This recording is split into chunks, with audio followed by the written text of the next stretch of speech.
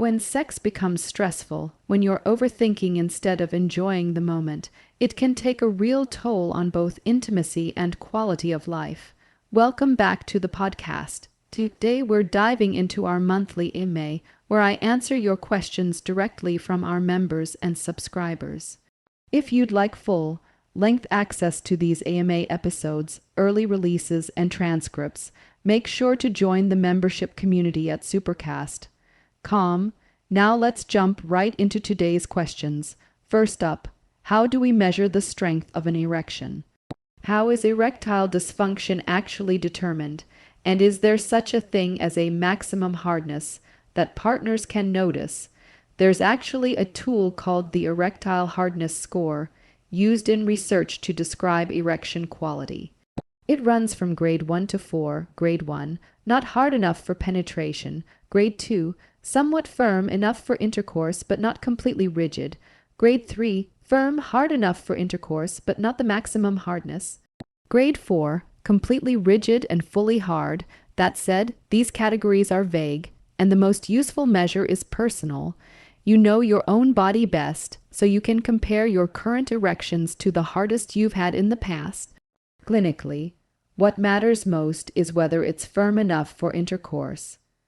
But it's natural to want stronger rigidity, and while partners may or may not notice slight differences, what matters most is your satisfaction and comfort.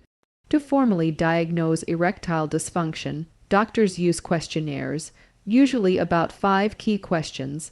They ask about your confidence in getting an erection, how often it's firm enough for sex, and so on. Your answers generate a score, which is then categorized as no ED, mild, moderate, or severe. But outside of the technical definitions, what really matters is whether your erections are satisfying for you and your partner. If not, it's worth seeking help. Causes can be physical, like blood flow, nerves, or hormones, or psychological, which is just as important. Speaking of psychological factors, the next question is about SSRIs, depression, and sexual side effects. This is a great opportunity to talk about managing care across multiple doctors. Sexual dysfunction almost always has a psychological component, even if the root cause is physical. Struggles in the bedroom can create stress, worry, and distraction, making the experience less enjoyable. That's why sex therapists or psychologists with expertise in sexual health can be so valuable, though access and comfort levels vary. When multiple doctors are involved, communication is key. Ideally, your doctors will share notes or even speak directly about your case. But you should also see yourself as the quarterback of your own care. Access your medical records through your patient portal, keep them organized, and share them with each provider as needed. This ensures everyone is on the same page about what's been tried, what's working, and what's not. If you're in a single healthcare system, that makes things easier since your providers can often see each other's notes directly.